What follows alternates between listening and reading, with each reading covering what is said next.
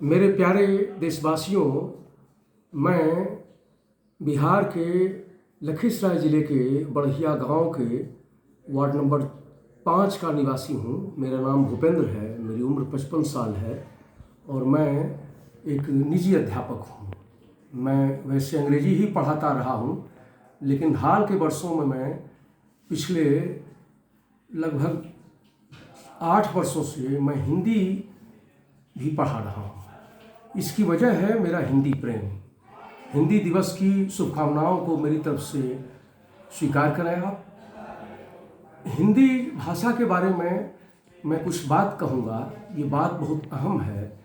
एक वक्त था जब कॉलेज में हम अंग्रेजी भाषा को ही श्रेष्ठ समझते थे और ये साबित करने का भरसक प्रयास करते थे कि अंग्रेजी सर्वश्रेष्ठ है और अंग्रेजी में बोलना, अंग्रेजी में लिखना ये बड़े गौरव की बात है। लेकिन जब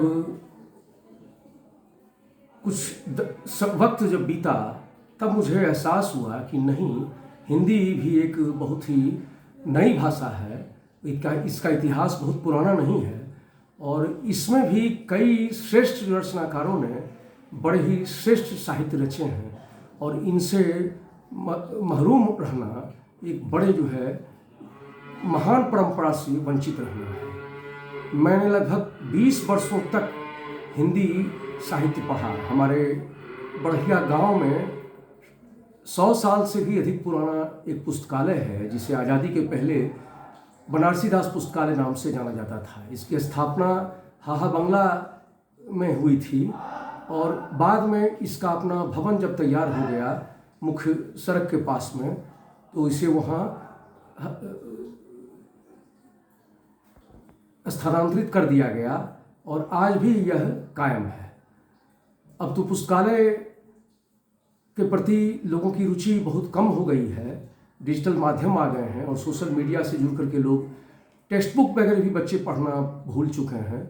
ये बड़े अफसोस की बात है। कुछ वर्ष पहले ही नवोदय विद्यालय में प्रवेश पाने हेतु कुछ बच्चे हमसे संपर्क किए कि मास्टर साहब मुझे अंग्रेजी बताइए। मैंने कहा कि आपकी हिंदी कैसी है।